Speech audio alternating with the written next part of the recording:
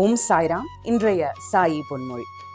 பகவானை எது சந்தோஷப்படுத்தும் அப்படின்னு நம்ம யோசிக்கவே வேண்டாம். ஏன்னா நம்ம பெற்றோர்களை திருப்திப்படுத்தினா சுவாமி திருப்தி அடைவர். நம்ம பெற்றோர்களை மகிழ்வித்தார் சுவாமியும் மகிழ்ச்சி அடைவர். நம்ம பெற்றோர்களை சந்தோஷமாக வச்சுண்டா சுவாமியும் சந்தோஷம் அடைவர். நம்ம எப்பொழுதும் கோவப்படாம அன்போடு நடந்துக்கணும். சுவாமி சொல்றார், இப்படி குணங்கள்லாம் வளர்த்துண்டு நம்ம உலகிற்கே ஒரு முன் உதாரணமாக திகழணும். நம்ம காலங்காலமா தாய தெய்வமாக போற்றி வருகிறோம். துர்கா, லக்ஷ்மி, சரஸ்வதி இந்த முப்பெரும் தேவிகளை நம்ம அன்னையாவே பூஜித்து வருகிறோம்.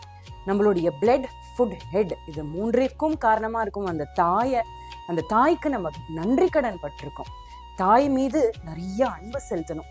தாய் தான் தந்தையை காட்டுகிறாள், தந்தை ஆசிரியரை காட்டுகிறார், ஆசிரியர் தெய்வத்தை காட்ட ஒத்துழைக்கிறார்.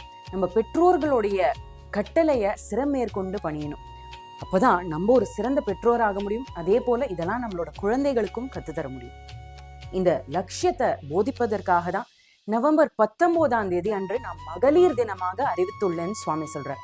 இது ஒரு மங்களகரமான நாள்.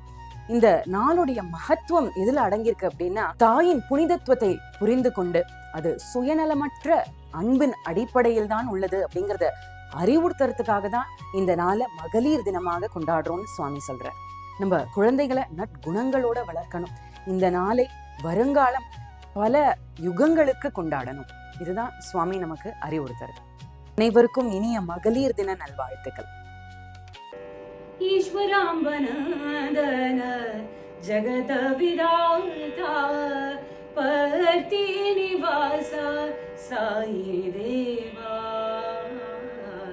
दया करो गुरुदेवा कमल नयन है हृदय विहारी आनंददायक हे गिरिधारी शरण चरण में ले लो हमको युग अवतारा कृष्ण मुरारी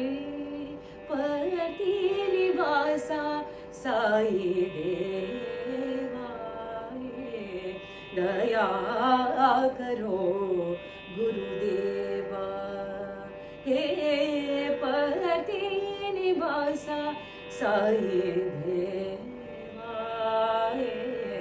दया करो गुरुदेवा. மீண்டும் நாளை சந்திப்போம்.